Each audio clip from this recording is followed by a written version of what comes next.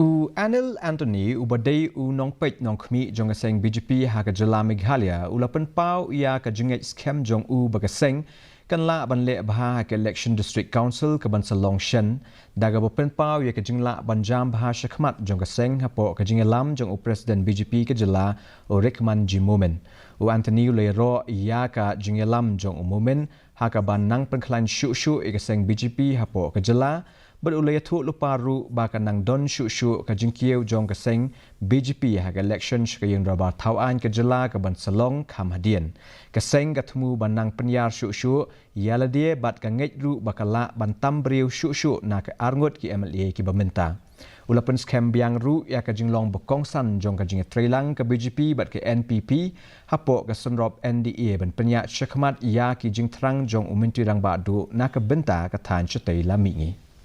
Will work in the state. The number of booths or booth penetration has increased almost 3 times under his leadership. And we are very sure that in the next 3 years under his leadership, we will have presence of the party in every mandal and booth across the state. And next state election, we will be having a much better performance, much bigger improvement than our 2 MLAs we have right now. Ka Seng United Democratic